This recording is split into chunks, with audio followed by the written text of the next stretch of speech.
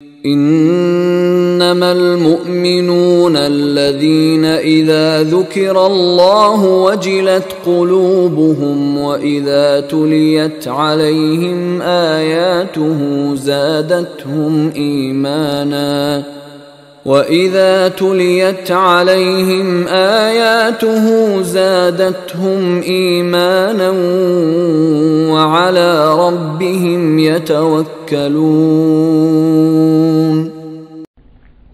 اب یہاں جو آگے آیات آ رہی ہیں بڑی اہم ہے۔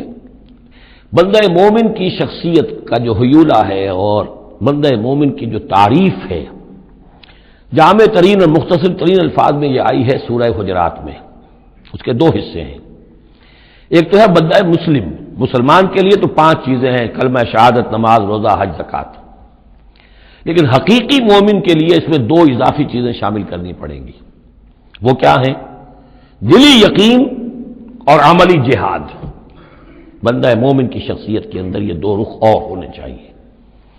جو صرف مسلمان ہے، کلمہ شہادت، نماز، روزہ، حج، زکوٰۃ، بنی الاسلام علی 5، شہادت اللہ الہ الا اللہ وان محمد رسول اللہ واقام الصلاۃ وایتاء الزکوٰۃ وصوم رمضان وحج البیت۔ لیکن مومن انما المؤمنون الذین آمنوا باللہ ورسولہ ثم لم یرتابوا، یقین والا ایمان، دل میں ایمان، وجاہدوا باموالہم وانفسہم فی سبیل اللہ، اور جہاد کریں اپنی جان اور مال کے ساتھ اللہ کی راہ میں۔ اب یہاں یوں سمجھیے کہ سورہ حجرات کی اس آیت نمبر 15 میں جو ڈیفینیشن آئی ہے، جیسے پرکار ہوتی ہے، پرکار کو کھول دیا۔